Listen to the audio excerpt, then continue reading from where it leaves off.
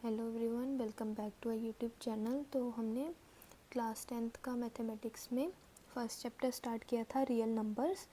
तो इसमें हमने कौन कौन से टॉपिक्स करने थे?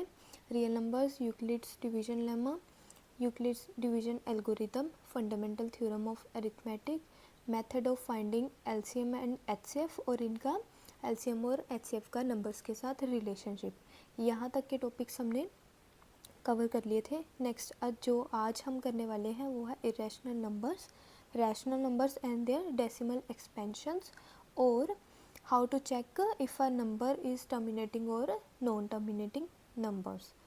तो ये जो टॉपिक्स हमने ऑलरेडी कर लिए थे, आज हम स्टार्ट करेंगे यहाँ से इरेशनल नंबर्स। तो इरेशनल नंबर्स क्या होते हैं?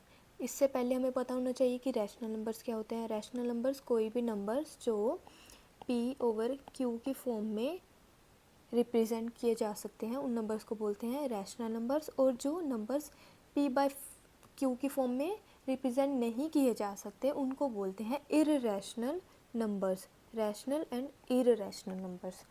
तो इसमें जो Q की वैल्यू है वो नॉट इक्वल टू ज़ीरो होती है, बट जो इरेशनल नंबर है वो P/Q की फॉर्म में रिप्रेजेंट किए ही नहीं जा सकते। फॉर एग्जांपल इरेशनल नंबर कौन से होते हैं? अंडर रूट में जो भी नंबर होंगे, पाए जिसकी कुछ वैल्यू होती है in decimals 3.14 and so on. Euler's number, E क्या है? यूलर्स नंबर होता है जिसकी 1.7 समथिंग वैल्यू होती है एंड सो ऑन। ऐसे ही बहुत सारे नंबर्स इरेशनल नंबर्स होते हैं जो रूट में हो, और यूलर्स नंबर और पाए ऐसे नंबर्स को क्या बोलते हैं? Irrational numbers. नेक्स्ट है नंबर थ्योरी। अब कोई भी नंबर है, प्राइम नंबर है p, जो डिवाइड हो सकता है a स्क्वायर से, तो जो नंबर है, कोई भी नंबर p जो है वो a से भी डिवाइड हो सकता है। दैट मीन्स अगर कोई नंबर किसी नंबर के स्क्वायर से डिवाइड हो सकता है तो वो उस नंबर से भी डिवाइड हो सकता है। फॉर एग्जांपल एक नंबर है 3 जो डिवाइड हो सकता है 62 से। डिवाइड करके क्या आएगा? 62 डिवाइडेड बाय 3 इज़ 36। तो 36 क्या होता है? 6 का स्क्वायर होता है ना 36।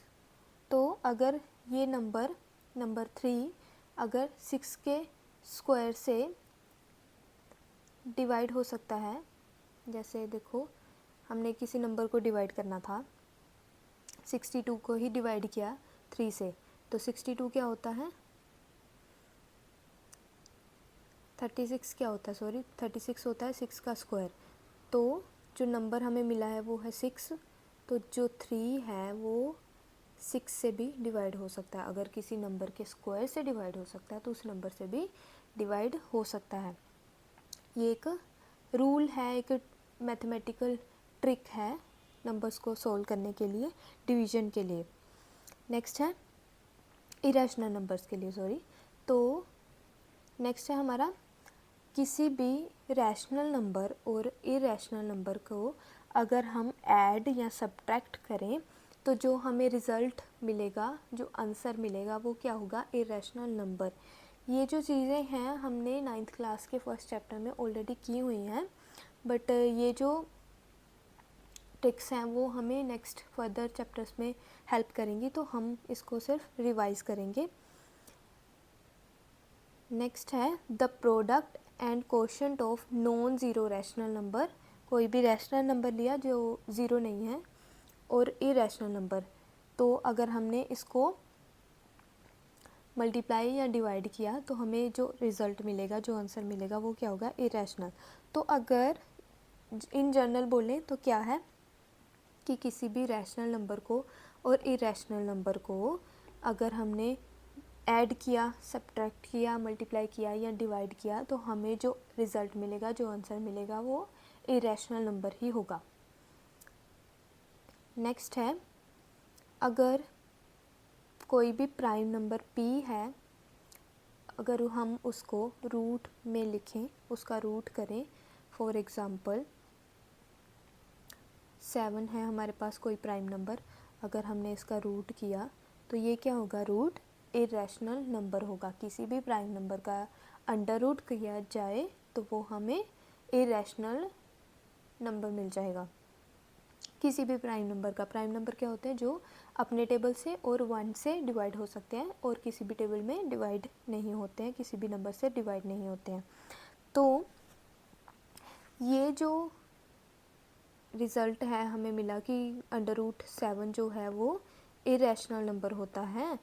ये हम कैसे प्रूव करते हैं, एक मेथड है जिसका नाम है प्रूफ बाय कंट्राडिक्शन।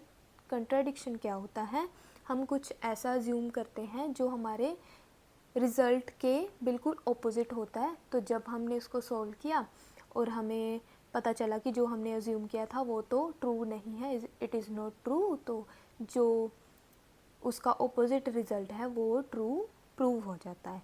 इसको बोलते हैं कंट्राडिक्शन। तो ये जो किसी भी नंबर, किसी भी प्राइम नंबर को अगर हमने इरेशनल प्रूव करना है तो उसको हम proof by contradiction method use करके प्रूव करते हैं। तो कैसे करते हैं, in this method of contradiction to check whether a statement is true. अगर हमने चेक करना है कि वो स्टेटमेंट ट्रू है कि नहीं, मतलब जैसे हमने चेक करना है कि √7 जो है वो इरेशनल है या नहीं, तो हम क्या अज्यूम करेंगे, सबसे पहले अज्यूम कर लें कि जो हमारी स्टेटमेंट है वो ट्रू है, और उसके बाद जो रिज़ल्ट हमें आएगा वो उसको कंट्राडिक्ट कर देगा, तो हमें पता चल जाएगा कि जो हमने अज्यूम किया था वो सही है। तो ये करते हैं हम with the help of example, theorems की हेल्प से हम इसको प्रूव कर सकते हैं। कैसे, हमने एग्जाम्पल लिया, यही जो अभी हम कर रहे थे, √7 को प्रूव क्या करना है, इरेशनल प्रूव करना है। तो हमने अज्यूम कर लिया कि ये रैशनल है। अगर हम रैशनल अज्यूम कर लेंगे, हमारा जो लास्ट में रिज़ल्ट आएगा वो, उससे हमें पता चलेगा कि ये रैशनल नहीं है। अगर रैशनल नहीं है तो क्या है, फिर इरेशनल है। तो ये होता है मेथड ऑफ कंट्राडिक्शन। तो हमने उल्टा बिल्कुल अज्यूम कर लेना और जो आंसर है वो उल्टा आ जाएगा, तो हम बोलेंगे कि नहीं जी, हमने जो अज्यूम किया था वो गलत है, जो हम प्रूव करना चाहते हैं वो ट्रू है। तो हमने अज्यूम कर लिया कि √7 जो है वो रैशनल नंबर है। अगर ये रैशनल नंबर है तो ये P/Q की फॉर्म में लिखा जा सकता है, रिप्रेजेंट किया जा सकता है। तो हमने अज्यूम कर लिया कि कोई भी 2 नंबर्स है, P की जगह पे A है और Q की जगह पे B है, तो √7 को हम A/B की फॉर्म में रिप्रेजेंट कर लिया, जिसमें A और B क्या है, को प्राइम इंटीजर्स हैं। किसी भी नंबर का जब रूट कर दिया तो उसके जो को प्राइम इंटीजर्स होते हैं ना, जिसमें B क्या है, जैसे हम इसमें करते थे कि Q ≠0 होना चाहिए, तो B ≠0 है इसमें। √7 को A/B की फॉर्म में रिप्रेजेंट कर दिया। अब क्या करेंगे, ये था हमारे पास, अब हम इसको दोनों साइड स्क्वायर करेंगे। क्या आया हमारे पास, A²/B², रूट का स्क्वायर करो तो 7। अब ये मिल गया हमें। अब जो है A जो है वो डिवाइड कर सकता है 7 को, अगर हम क्रॉस मल्टीप्लाई करें तो ये 7 को डिवाइड कर सकता है, और A² कर सकता है तो A भी कर सकता है, ये अभी हमने किया था ना। तो A जो है वो 7 को डिवाइड कर सकता है, ये हमें पता चल गया। ठीक है, फिर कोई एक नंबर है C जो, जिसकी वैल्यू क्या है, A की 7C।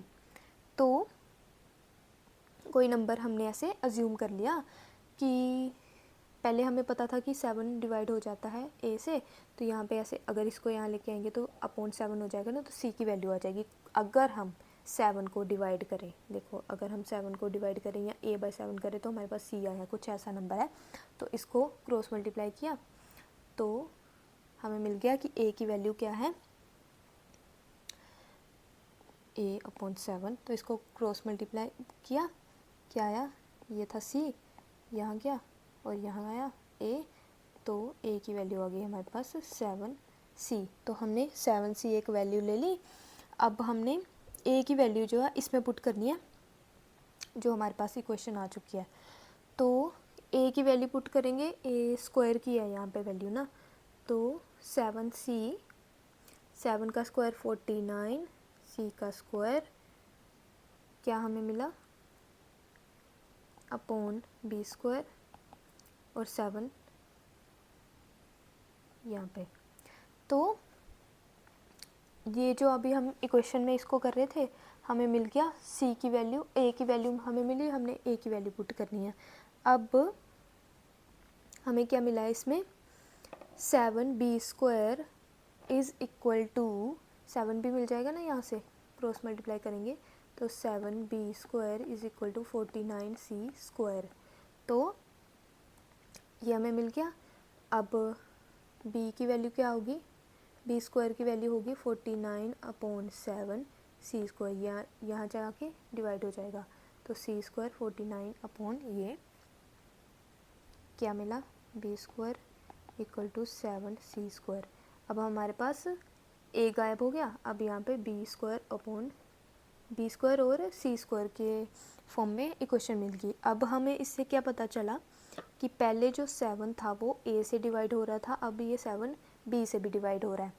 तो 7 क्या है, a और b कोई भी 2 नंबर्स का कॉमन फैक्टर है। अगर किसी भी नंबर का कॉमन फैक्टर आ गया, को प्राइम इंटीजर आ गया, तो वो क्या है, रैशनल नंबर नहीं है, है ना। तो अगर ये रैशनल नंबर नहीं है तो ये क्या है, फिर जो हमने अज्यूम किया था कि हमारा ये रैशनल नंबर है, वो हमारा अजम्पशन रॉन्ग हो गया, और देयरफॉर जो कंट्राडिक्ट कर दिया इसने, वो क्या किया है कि ये √7 इरेशनल नंबर है। तो इससे हमें क्या पता चला कि पहले हमने अज्यूम किया कि √7 रैशनल नंबर है, और हमें लास्ट में रिज़ल्ट मिला कि अगर इसके को प्राइम इंटीजर्स हैं a और b, तो ये रैशनल नंबर नहीं है, तो फिर ये क्या है, इरेशनल नंबर। ऐसे ही सारे प्राइम इंटीजर्स का सेम मेथड से हम प्रूव कर सकते हैं कि वो रैशनल नहीं इरेशनल नंबर्स हैं, सारे जितने भी प्राइम नंबर्स हैं। इसमें हमने √7 किया था, ऐसे ही √11 कर सकते हैं, 13 कर सकते हैं, ऐसे ही सारे नंबर्स को प्रूव कर सकते हैं। नेक्स्ट है रैशनल नंबर।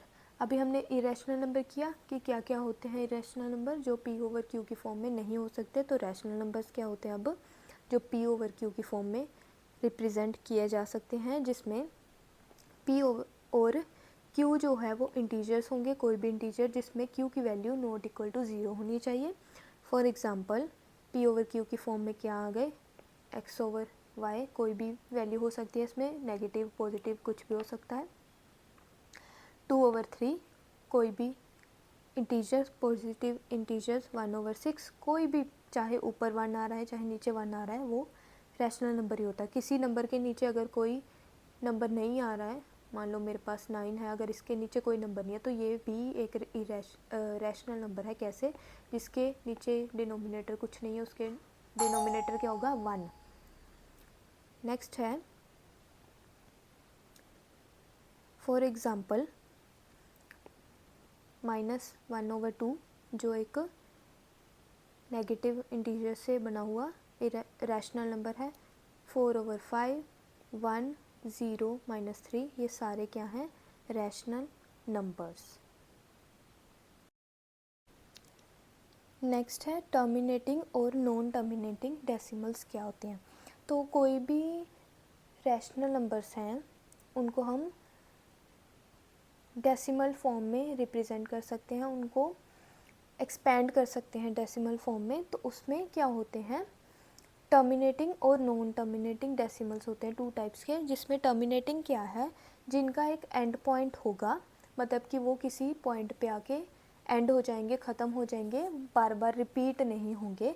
फॉर एग्ज़ाम्पल 0.2, 2 के बाद तो कुछ नहीं है, तो ये क्या है, टर्मिनेटिंग। इसका एक टर्मिनल है, एक एंड पॉइंट है। 2.56, ये भी ख़त्म हो रहा है, एंड सो ऑन, ऐसे ही फर्दर बहुत सारे नंबर्स होते हैं। नॉन टर्मिनेटिंग डेसिमल्स क्या होते हैं, जो बार बार रिपीट हो रहे हैं, या फिर उनका कोई एंड पॉइंट नहीं है, वो इनफाइनाइट नंबर्स हैं। जैसे 0.33333 एंड सो ऑन, ये चलता ही जा रहा है इनफाइनाइट तक, तो ये क्या है, non terminating. And another example is 0.131, इसमें बहुत सारे नंबर्स रिपीट भी होते हैं, डिजिट्स रिपीट भी होते हैं और इसका कोई एंड नहीं होता। जो नॉन टर्मिनेटिंग डेसिमल्स हैं उनको 2 कैटेगरीज में डिवाइड किया हुआ है। कौन सी? एक तो रेकरिंग और नॉन रेकरिंग। रेकरिंग कौन से होते हैं? जो बार बार रिपीट होते हैं, एक ऑर्डर में रिपीट होते हैं। जैसे मेरे पास एक नंबर है 0.216, फिर से आ रहा है 216 216, ऐसे ऐसे ऐसे सोन चलता जा रहा है। ये है तो नॉन टर्मिनेटिंग, बट ये रिपीटिंग है।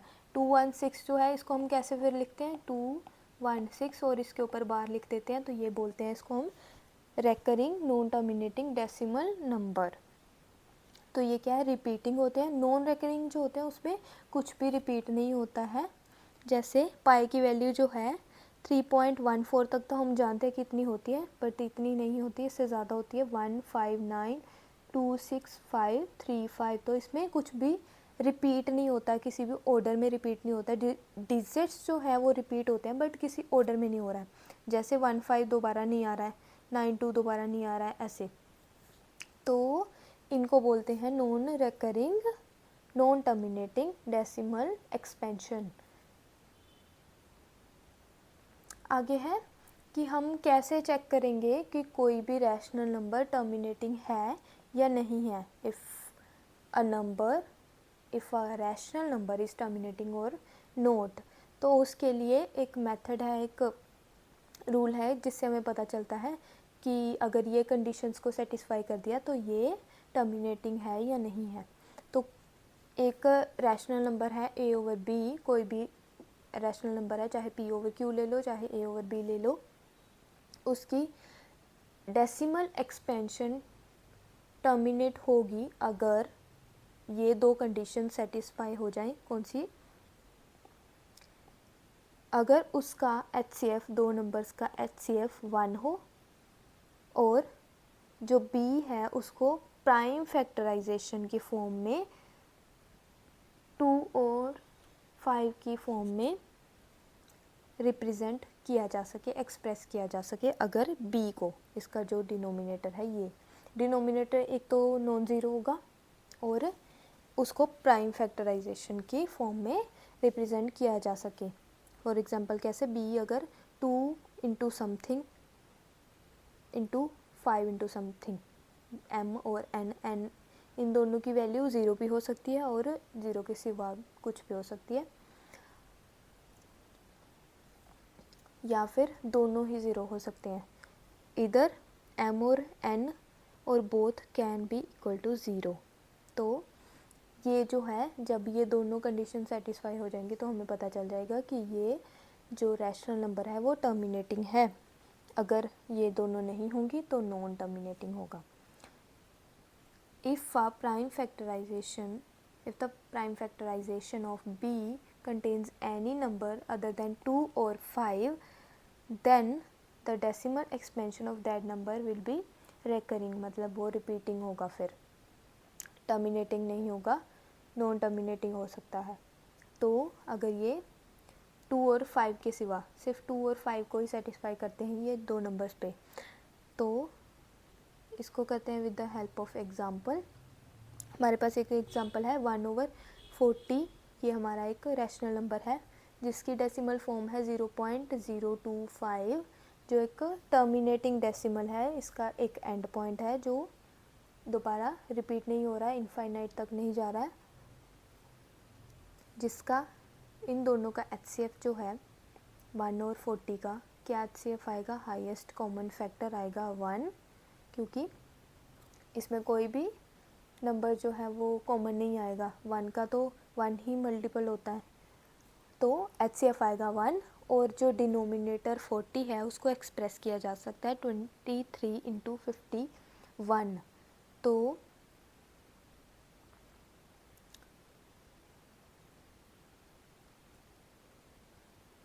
ट्वेंटी थ्री नहीं है ये, सॉरी, 2 की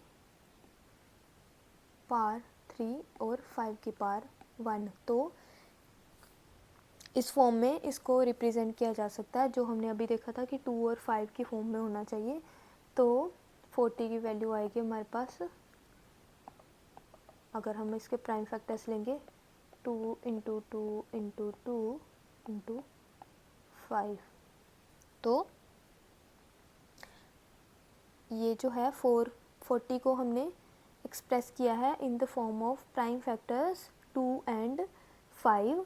तो ये क्या होगा, दोनों कंडीशंस सेटिस्फाई हो गई। तो इससे हमें पता चला कि जो हमारा नंबर है 1/40 वो क्या है, एक टर्मिनेटिंग नंबर है।